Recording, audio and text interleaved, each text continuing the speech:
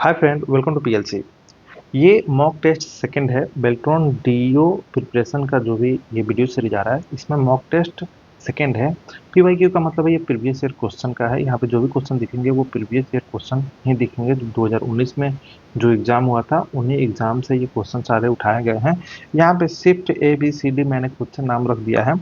तो ये जी शिफ्ट से आपको दिख रहा है। इससे पहले ए बी सी डी पिछले वाले वीडियो में मैंने कवर किया है, जिसका नाम है MCQ टेस्ट 1। उसे आप जरूर देख लीजिएगा अगर आपने नहीं देखा है तो। यहाँ पे जो टाइम है 12 बजे से 1 बजे का टाइमिंग, और जो डेट है 22/12/2019, ये जेन्युइन है। इसी तारीख को और इसी शिफ्ट में जो एग्जाम हुआ था वही सब क्वेश्चन आपको यहाँ पे देखने को मिलेंगे। तो चलिए अब आते हैं डायरेक्ट क्वेश्चन को सोल्व करते हैं। यहाँ पे जो भी क्वेश्चन दिखेंगे वो यूनिट 1 से दिखेंगे। जो भी सिलेबस था विल्ट्रॉन का, उसमें यूनिट 1 में बेसिक्स ऑफ कंप्यूटर था। तो बेसिक ऑफ कंप्यूटर सेक्शन से जितने सारे क्वेश्चन थे वो आपको यहाँ देखने को मिलेंगे। तो चलिए शुरू करते हैं। जो 5 नंबर क्वेश्चन है ये क्या क्या कह रहा है, सी लैंग्वेज किस वर्ष डिजाइन किया गया था। वर्ष का थोड़ा सा मिस्टेक है, आप इतना कंप्रोमाइज कर लीजिएगा। किस ईयर में इसको डिजाइन किया गया था, तो ये 1972 में। सी लैंग्वेज के बारे में मैं थोड़ा सा बता देता हूँ। सी लैंग्वेज एक हाई लेवल प्रोग्रामिंग लैंग्वेज है। इसे स्ट्रक्चर्ड प्रोग्रामिंग लैंग्वेज भी बोलते हैं। डेनिस रिची ने बनाया था। किस सन में बनाया था? 1972 में। प्रोग्रामिंग लैंग्वेज का जब वीडियो हम कवर करेंगे ट्यूटोरियल वीडियो में, तो उसमें काफी विस्तार से बहुत सारे लैंग्वेज को हम कवर करेंगे। अभी के लिए इतना ही, चलिए आगे बढ़ते हैं। 7 नंबर क्वेश्चन क्या कर रहा है, निम्नलिखित में से कौन सा एक सिस्टम मैनेजमेंट प्रोग्राम है? तो डिवाइस ड्राइवर। डिवाइस ड्राइवर्स ये सिस्टम मैनेजमेंट प्रोग्राम आप इसे बोल सकते हैं। जो भी सॉफ्टवेयर होता है, सॉफ्टवेयर को भी हम प्रोग्राम ही बोल देते हैं कभी कभी। जो भी सॉफ्टवेयर होता है दो प्रकार का होता है। एक होता है सिस्टम सिस्टम सॉफ्टवेयर, और दूसरा होता है एप्लीकेशन सॉफ्टवेयर। तो सिस्टम सॉफ्टवेयर के अंतर्गत ही आपको डिवाइस ड्राइवर देखने को मिलता है। तो यहाँ सही आंसर क्या हो जाएगा? Device driver. आगे बढ़ते हैं। 35 नंबर, लेजर प्रिंटर की गति किसके द्वारा मापी जाती है? मतलब लेजर प्रिंटर की जो गति है वो किस में मापी जाती है? तो वो पेज पर मिनट में मापी जाती है। PPM का मतलब हो गया पेज पर मिनट। मैं यहाँ पे लिख देता हूँ पेज पर मिनट। ठीक है, तो लेजर प्रिंटर की गति पेज पर मिनट में मापी जाती है। 42 नंबर में आता है, रैम कितने प्रकार के होते हैं? रैम, रैम का फुल फॉर्म आपको याद करके रखना होगा, रैंडम एक्सेस मेमोरी। ठीक है, रैंडम एक्सेस मेमोरी, ये ई है मेमोरी। क्योंकि कभी कभी एकदम सिंपल सा भी क्वेश्चन पूछ देता है। ये काफी सिंपल सा क्वेश्चन है, रैम का फुल फॉर्म, और ये सब क्वेश्चन आए हुए भी हैं। ठीक है, तो ये दो प्रकार के होते हैं। रैम का दो ही प्रकार होता है, एक होता है डायनेमिक रैम, एक होता है स्टैटिक रैम। ठीक है, तो आगे बढ़ते हैं। अब यहाँ पे दूसरा शिफ्ट का क्वेश्चन आपको देखने को मिलेगा। उनका टाइमिंग ये था, डेट ये था। देखिए फिर से लैंग्वेज से क्वेश्चन पूछा है। हर लैंग्वेज वाला सेक्शन से एक क्वेश्चन आपको एकदम देखने को मिलेगा ही। इनपुट और आउटपुट से भी देखने को मिलेगा, मेमोरी से भी देखने को मिलेगा। तो उन सारे को विस्तार से कवर करने के लिए हमें ट्यूटोरियल वीडियो में कुछ क्लासेस कवर करनी होगी। ठीक है, तो चलिए आप लोगों का अगर डिमांड रहेगा तो हम ट्यूटोरियल वीडियो भी लेकर आएंगे। कह रहा है कि सी भाषा का विकास किसने किया था? तो एक नाम याद रखिएगा, डेनिस रिची। ठीक है, डेनिस रिची ने सी लैंग्वेज को बनाया था, और इनके साथी भी इनके साथ दिए थे। तो उनका भी नाम लिखा हुआ है, केन थॉमसन। लेकिन डेनिस रिची आप याद कीजिएगा, कभी कभी ऑप्शन में केवल डेनिस रिची ही देता है। 38 नंबर क्वेश्चन क्या कर रहा है, निम्नलिखित में से क्या कंप्यूटर प्रणाली के संचालन को नियंत्रित करता है? तो देखिए यहाँ पे दे रहा है ऑपरेटिंग सिस्टम, यही हो गया सही आंसर। ऑपरेटिंग सिस्टम पूरे कंप्यूटर के ऑपरेशन को एक तरह से मैनेज करता है, उसको एक तरह से यहाँ पे बोला संचालन करता है। ठीक है, चलिए आगे बढ़ते हैं। 47 नंबर क्वेश्चन क्या कर रहा है, इनमें से कौन सा high level language source code को एक एक लाइन करके मशीन कोड में परिवर्तित करता है? तो कंपाइलर, सॉरी कंपाइलर नहीं, इंटरप्रेटर। देखिए हड़बड़ी में कभी क्या होता है ना कि एकदम हड़बड़ाहट में आप क्वेश्चन सोल्व कीजिएगा तो गलत आंसर टिक करके आप निकल जाएगा। तो थोड़ा सा समय दीजिए, क्वेश्चन को समझिए, फिर आंसर दीजिए। यहाँ पे लिखा है लाइन बाय लाइन, एक एक लाइन मतलब लाइन बाय लाइन उसको क्या करता है मशीन कोड में परिवर्तित करता है। तो ये काम करता है इंटरप्रेटर। लेकिन लाइन बाय लाइन नहीं रहेगा, बोलेगा कि पूरे प्रोग्राम को एक ही बार में क्या करता है मशीन कोड में कन्वर्ट कर देता है। तो उस समय कंपाइलर सही आंसर होगा। ठीक है, चलिए आगे बढ़ते हैं। कंपाइलर और इंटरप्रेटर को लैंग्वेज ट्रांसलेटर भी बोलते हैं। लैंग्वेज ट्रांसलेटर का ये सब प्रकार है। 49, निम्नलिखित में से कौन सा कंप्यूटर सिस्टम भाषा अनुवादक नहीं है? देखिए, लैंग्वेज ट्रांसलेटर का ही हिंदी क्या हो गया? भाषा अनुवादक। तो इनमें से कौन सा भाषा अनुवादक नहीं है? तो जावा लैंग्वेज इसका सही आंसर हो जाएगा, क्योंकि नहीं पूछ रहा है।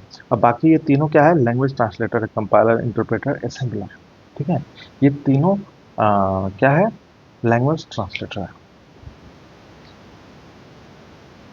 52 नंबर, निम्नलिखित में से किसे कंप्यूटर का बाह्य उपकरण, बाहरी डिवाइस, ठीक है, तो बाहरी डिवाइस यहाँ पे प्रिंटर ही कहलाएगा, क्योंकि यहाँ पे हार्ड डिस्क है, हार्ड डिस्क, सीपीयू, एएलयू, ये सब कंप्यूटर के अंदरूनी हिस्से में पाया जाता है, तो इसे हम बाहरी डिवाइस नहीं बोल सकते हैं।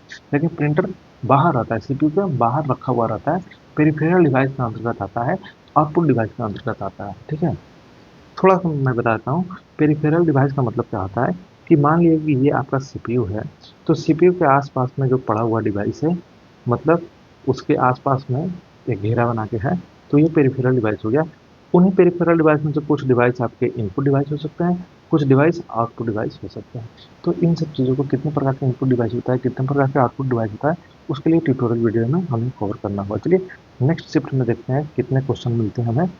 तो ये जो शिफ्ट है, इसका टाइमिंग और डेट ये है। आते हैं 11 नंबर क्वेश्चन पे। यहाँ पे सबसे पहला क्वेश्चन है वो प्रिंटर से कह रहा है, डॉट मैट्रिक्स प्रिंटर की गति को किसके संदर्भ में मापा जाता है? मतलब डॉट मैट्रिक्स प्रिंटर को की गति को किस में मापा जाता है? तो कैरेक्टर पर सेकंड में मापा जाता है। इसको शॉर्ट में ऐसे लिख सकता है, CPS, कैरेक्टर पर सेकंड। ठीक है, कैरेक्टर का मतलब होता है अक्षर, एक सिंबल, उसे हम लोग क्या बोलते हैं? कैरेक्टर। चलिए 31 नंबर कह रहा है कि एटीएम में किस प्रकार के प्रिंटर का प्रयोग किया जाता है? देख रहे हैं, प्रिंटर से दो क्वेश्चन आपको देखने को मिल गया। प्रिंटर बहुत ही इंपॉर्टेंट एक टॉपिक हो जाता है कंप्यूटर साइंस में। अगर आपका कंसेप्ट क्लियर है तो बेल्ट्रॉन में 1 नंबर तो पक्का है इससे। तो क्या कह रहा है कि एटीएम में किस प्रकार का प्रिंटर का प्रयोग किया जाता है? तो वहाँ पे थर्मल प्रिंटर का प्रयोग किया जाता है। ठीक है, तो प्रिंटर के कई सारे प्रकार हैं, बस थर्मल प्रिंटर को मैं डिफाइन कर देता हूँ। देखिए, ऐसा प्रिंटर जिसमें कोई इंक नहीं होता है, ठीक है, उसमें कोई इंक नहीं पाया जाता है। इसके पेपर में एक लेप चढ़ा होता है केमिकल का, और वो पेपर जैसे हीट के संपर्क में आता है ना, तो वहाँ पे जो भी होता है, जो भी उसमें कैरेक्टर लिखना होता है, वो लिखा जाता है। जैसे कि आप एटीएम में जाते हैं तो देखते हैं पतला सा स्लिप प्रिंट होकर निकलता है, जिसपे आपका बैलेंस वगैरह लिखा रहता है, या मिनी स्टेटमेंट आप निकालते हैं। तो ये जो पेपर होता है ना, देखते हैं थोड़ा चिकना होता है, तो इस पे खास प्रकार का मटेरियल का लेप चढ़ा होता है केमिकल का, और जहाँ जहाँ हीट पड़ता है वहाँ वहाँ अंकित हो जाता है, मतलब छप जाता है। ठीक है, तो जितने छोटे छोटे पेपर पे प्रिंट होकर निकलता है, जैसे किसी मॉल में आप जाते हैं तो वहाँ से जो बिल निकलता है, या बिजली बिल जो निकलता है एकदम पतला सा, वो जितने भी छोटे छोटे पेपर पे, पतले पतले पेपर पे जो भी प्रिंट होता है, वो सब थर्मल प्रिंटर से ही प्रिंट होता है। चलिए आगे बढ़ते हैं। 36, निम्नलिखित में से कौन सी कंप्यूटर भाषा एक बिजनेस ओरिएंटेड है? तो कोबोल बिजनेस ओरिएंटेड भाषा है, और कोबोल का फुल फॉर्म आप गूगल कर लीजिएगा ये, और इसे याद भी कर लीजिएगा। इसका मतलब था common common business oriented language. ठीक है, कमेंट में इसका फुल फॉर्म आप जरूर टाइप कीजिएगा। ठीक है, मैंने लिखा नहीं, बस बता दिया, common business oriented language. 57 number, जो प्रोग्राम निम्न स्तरीय भाषा से उच्च स्तरीय भाषा में अनुवाद करता है उसे क्या कहते हैं? ये कंपाइलर का ठीक उल्टा काम कर रहा है। कंपाइलर क्या कर रहा है? उच्च स्तरीय भाषा से निम्न स्तरीय भाषा में क्या करता है? वो कन्वर्ट करता है। तो ठीक कंपाइलर का उल्टा काम कर रहा है ये, तो डी कंपाइलर। इसका सही आंसर क्या हो जाएगा? D compiler. चलिए अब नेक्स्ट शिफ्ट है, इसका टाइमिंग और डेट आप देख लीजिए। चलिए 8 नंबर क्वेश्चन देखते हैं। नंबरिंग थोड़ा सा आपको लग रहा होगा क्या, किस प्रकार से नंबरिंग किया गया है। देखिए, ऐसा इसीलिए है क्योंकि जिस शिफ्ट में जिस सीरियल नंबर पे ये क्वेश्चन को पूछा गया है, ठीक उसी सीरियल नंबर को मैंने यहाँ पे लिख दिया। ठीक है, खुद से मैं इसका कोई सीरियल नंबर नहीं लिखा है कि 1 2 3 4, वहीं से मैंने उठा लिया है। चलिए आगे बढ़ते हैं। कह रहा है निम्नलिखित में से कौन सा एप्लीकेशन सॉफ्टवेयर है? तो एप्लीकेशन सॉफ्टवेयर इसमें इमेज एडिटर है, image editor, loader, system utility, operating system, ये सब सिस्टम सॉफ्टवेयर का उदाहरण है। ठीक है, लेकिन इमेज एडिटर ये क्या है? ये एप्लीकेशन सॉफ्टवेयर का उदाहरण है। बस एक चीज समझ लीजिए, जिसको आप ऐप बोलते हैं, जिसको आप ऐप बोलते हैं, उसी को एप्लीकेशन सॉफ्टवेयर बोलते हैं। एप्लीकेशन सॉफ्टवेयर देखिए, APPL एप्लीकेशन, आप ऐसे लिखते हैं ना, एप्लीकेशन सॉफ्टवेयर को शॉर्ट में मैंने लिख दिया। तो एप्लीकेशन का बस ये 3 गो अक्षर उठा के हम लोग ऐप बोलते हैं। ठीक है, ऐप का फुल फॉर्म एप्लीकेशन बोल सकते हैं। तो जो ऐप आप डाउनलोड कर लेते हैं अपने मोबाइल में, वही कहलाएगा एप्लीकेशन सॉफ्टवेयर। तो देखते हैं कितने प्रकार का इमेज एडिटर आप लोग डाउनलोड करते हैं, जैसे कि ब्यूटी प्लस और भी स्नैपचैट, पता ना और क्या क्या है। ठीक है, तो वो सब क्या होगा, इमेज एडिटर सॉफ्टवेयर कहलाएगा। आपके इमेज को खूबसूरत कर देता है। तो इमेज एडिटर सॉफ्टवेयर क्या है, एक एप्लीकेशन सॉफ्टवेयर का उदाहरण है। 12 डॉट मैट्रिक्स और ब्रांड प्रिंटर किस प्रकार के प्रिंटर है। देखिए, डॉट मैट्रिक्स प्रिंटर पेपर पे क्या करता है, छोटे छोटे डॉट बना के वो जो कुछ लिखना होता है वो लिख देता है।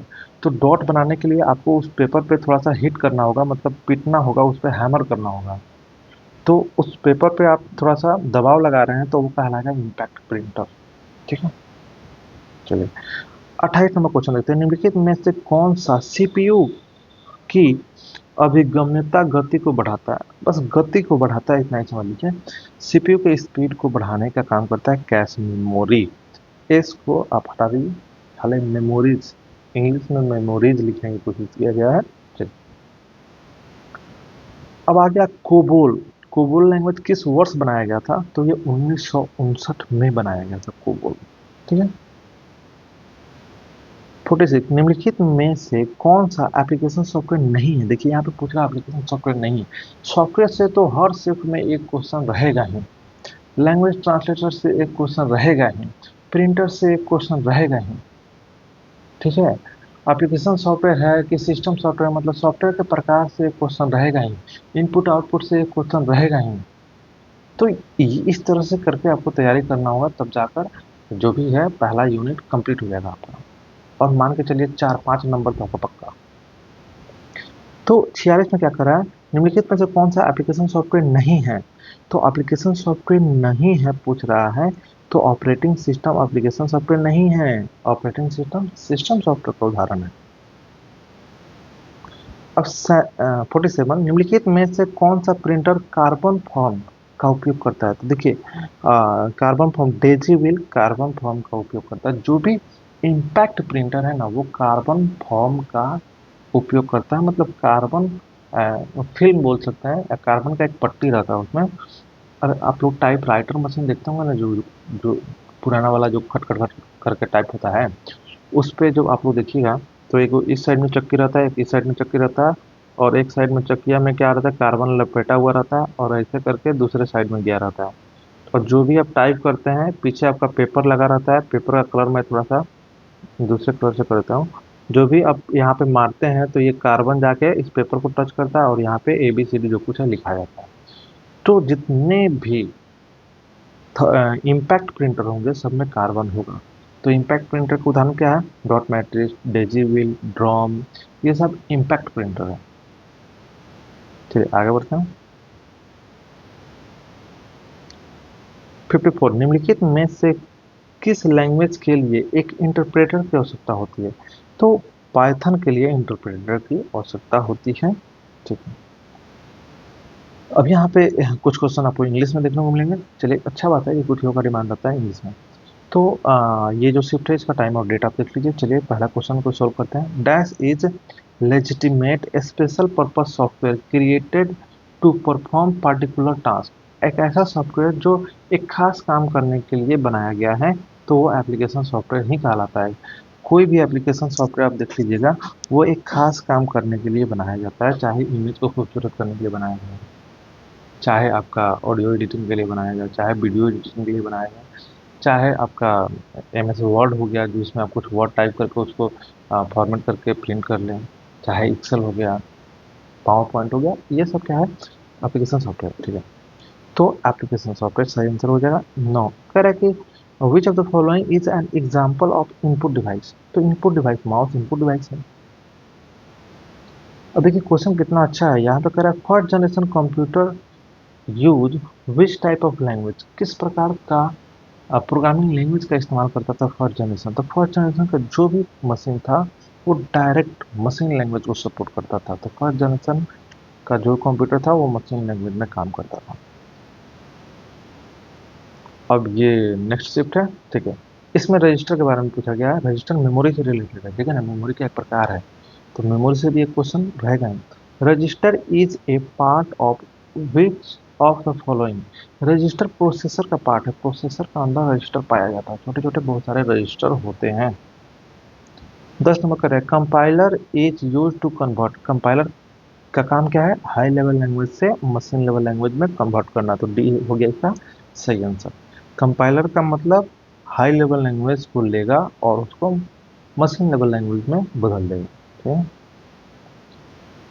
20 नंबर क्वेश्चन क्या कर रहा है, विच of the following is an example of application software. Example of application software, तो एप्लीकेशन सॉफ्टवेयर का एग्जाम्पल हो गया वीएलसी मीडिया प्लेयर। बहुत सारे लोगों के पास होगा लैपटॉप या अपना पीसी, तो उसमें वीएलसी मीडिया प्लेयर रखते हैं हम लोग, ठीक है। अब तो बहुत सारा मीडिया प्लेयर आ गया, लेकिन वीएलसी में जो पिक्चर जो मूवी कहीं नहीं चलता वो वीएलसी में जरूर चल जाता है, ठीक है, इसलिए सबके पास ये मिलता है। तो वीएलसी एक प्रकार का एप्लीकेशन सॉफ्टवेयर हो गया जिसका काम है केवल वीडियो को चलाकर दिखाना, आपको मूवी फाइल जो भी होगा, MP4 या AVI कुछ भी, उसको चला देगा ये, ठीक है। अब ये हो गया ख़त्म। चलिए इस वीडियो में इतना ही कवर करते हैं। अगर अच्छा लगा हो तो प्लीज़ लाइक कीजिएगा, और जो भी आपकी ज़रूरतें हो ज़रूर कमेंट कीजिएगा, मैं उस पर वीडियो बनाने की कोशिश करूँगा। देखते हैं, मिलते हैं नेक्स्ट वीडियो में। देखने के लिए धन्यवाद।